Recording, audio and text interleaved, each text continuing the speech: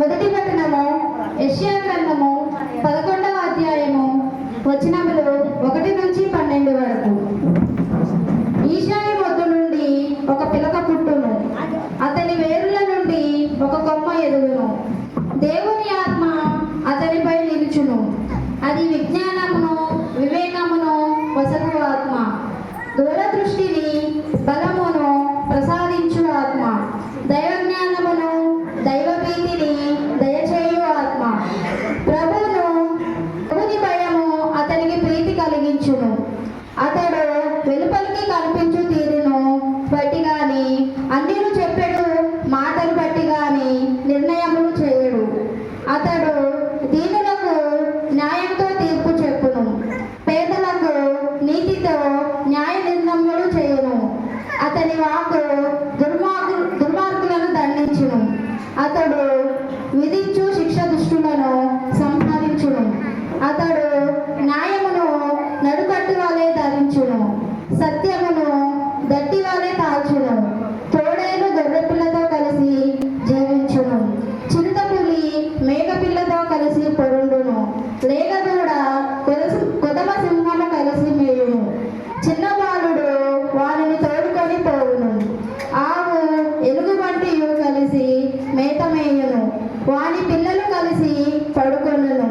సింహము ఎద్దు వలె గడ్డి మేయును, చంటి బిడ్డడు త్రాచుపాము పుట్ట మీద ఆడుకొనును. పసిబిడ్డడు విషసర్పము బోరియాలో చేయి పెట్టును. నా పరిశుద్ధ పర్వతం అంతటి మీద క్రూర మృగములెట్టి హాని ఎట్టి కీడు చేయవు. సముద్ర జలముల వలె దేశ ప్రభువును గూర్చి జ్ఞానముతో నిండి ఉండును. ఆ దినమున ఈశాయి వంశమున పుట్టిన రాజు జాతులకు ఆకర్షణీయమైన చిహ్నముగా ఉండును.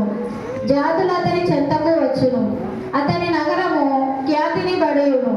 ఆ దినమున ప్రభువు మరలా రెండవ మారు తన శక్తిని ప్రదర్శించును. అతడు అసిరియా, ఐగుప్తు, పత్రోసు, కుషు, ఏలాము, షీనారు, హమాతు, సముద్ర తీరమునందరి దీపములలో మిగిలి ఉన్న వారిని స్వీయ దేశములకు కొనివచ్చును. అతడు జాతులకు ధ్వజములు ఎత్తి చూపును, భ్రష్టులైన ఇశ్రాయేలులను చెదిరిపోయిన యూదా ప్రజల మీద 4 చెరల నుండి ప్రోగు చేయును. ఇది ఏలిన వారి వాక్కు. యోహాను రాసిన దర్శన గ్రంథము 12వ అధ్యాయము వచనములు 1 నుంచి 6 వరకు. రెండవ పట్టణము యోహాను రాసిన దర్శన గ్రంథము 12వ అధ్యాయము వచనములు 1 నుంచి 6 వరకు. అంతటా దివ్యందు ఒక గొప్ప సంకేతము గోచరించెను. ఒక స్త్రీ దర్శనము ఇచ్చెను. సూర్యుడే ఆమె వస్త్రములు, చంద్రుడు ఆమె పాదము కింద ఉండెను. ఆమె శిరముపై 12 నక్షత్రములు గల కిరీటము ఉండెను. ఆమె నిండు చూలాలు, ప్రసవ వేదన వలన ఆమె మూలుగుచుండెను. అప్పుడు దివ్యందు మరి ఒక సంకేతము గోచరించెను. ఒక ఎర్రని గొప్ప సర్పము గోచరించెను. దానికి 7 తలలు 10 కొమ్ములు ఉండెను. ప్రతి శిరస్సున ఒక కిరీటము ఉండెను.